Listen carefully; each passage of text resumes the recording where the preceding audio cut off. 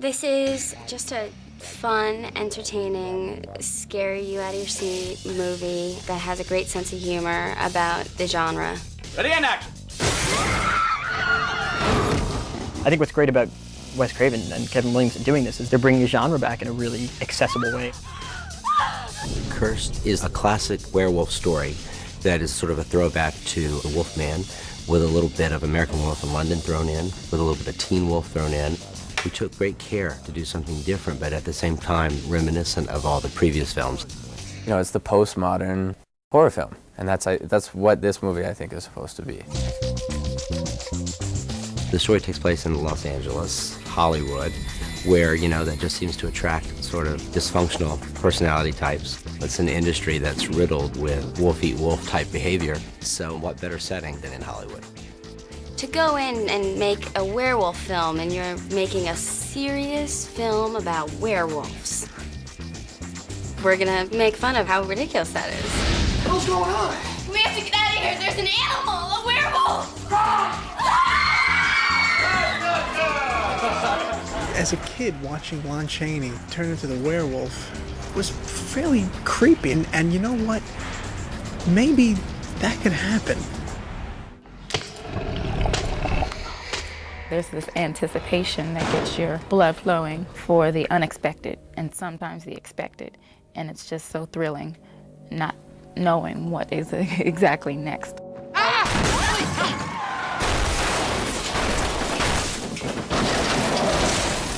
Let's try rehearsal, please.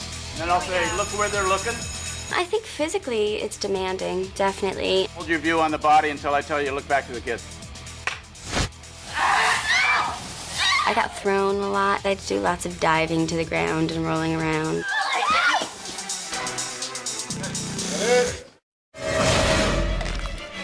Showtime. And then there was a fight sequence between Christina and I. That was really scary because I kept feeling like I was gonna hurt her. Not like I'm that strong, but you know, it's just uncharted territory for me. Poor damaged Ellie. Ready and action! Well, it's great to be able to work and work out at the same time, all in one. So I definitely have to say I got pretty fit within the 3 days that I was filming the scene in the garage, running with a sprained knee. That's probably the most I've sprained in my life, and I enjoyed it. Let's do it. Pictures up. Maya's outfit was quite small and not so convenient for pads, so when I grabbed her stunt double and threw her over the SUV. 3, 2, 1, go! She had no pads on her ankles or knees. You just hear clank of her ankles just banging on the ground. I'm sure it was hilarious. I had this giant wolf costume on going, Bonnie, you okay? Rolling. We did a lot of unique training drills to get into the character, because being 6'5" and 235. We knew that the suit was going to be uncomfortable. My background is martial arts, so you'd work on exerting energy like as if you were in a boxing ring, where you do your rounds, shoot for like 5 minutes. You go over, take your break, and try to recoup your wind and get your energy back to, you know, go back in and go for the next round. The art direction and the production design is just really is going to make it very unique and very interesting and fun to watch. Can you grab that squirt bottle? You have your little blood thing and you walk up to Wes and you go, so how much blood do you want to see? I think we could have more blood here, more on her chest or everywhere? In general, everywhere. And I remember at one point I was putting a little bit of blood on him. Wes, he's like, this is a Wes Craven movie, come here. You shouldn't be like totally covered in blood, but we shot that werewolf like gangbusters, man.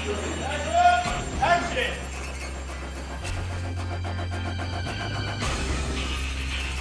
Oh, shit. When people think of Wes Craven, you know, you think of the darkest mind and the creepiest, eeriest person, and in fact, he doesn't look like he could kill a fly. Ready and action, push him. You're in danger. Excuse me? It will come for you. You know, I don't think it's by accident that he chose this vein of movies to stay in. No pun intended, to stay in over the course of his career, because he does have a bit of the impish child still left in him, you know. okay, now this time you tear out her heart, rip it into 2 pieces, and I want the blood to splash all over the wall, and then they're all gonna run out screaming. I've seen everything he's done. I had to really channel what I was saying. I was like, all right, just be professional, be an actor, do your job, hit your mark. It wasn't easy because it's Wes Craven. He's giving you direction. You gotta think of him, he's the director, I'm the actor, and forget that he's Wes Craven. Roll sound. The big action end sequence in the film takes place opening night at Tinsel, and it's basically like a wax museum club. In the movie, we ended up doing 25 figures. Every single head was sculpted from scratch. We would do the sculptures from photographs, run the heads out of silicone, put glass eyes in them, and then all the hair was punched individually. The theme at Tinsel is all Hollywood. Each sequence of the movie at the end takes place in like a corresponding room that has the similar theme. Christina and Judy Greer, they have a fight in the Diva room. There's a TV land room with all the old TV actors, and we meet Scott Baio. And then finally, the Chamber of Horrors, where the big showdown at the end happens, you know, next to the Wolfman and next to Frankenstein. Ellie, wake up! Buddy. Wes has this uncanny ability to make horror films really amusing. Get away from me, baby! You know, you gotta have a little sense of comedy, you know, a sense of fun in these movies for them to work. I'm not actually gonna scream this time. You are not? No, I'm gonna save my voice. That's a genius idea. Here we go, guys. Ready and action.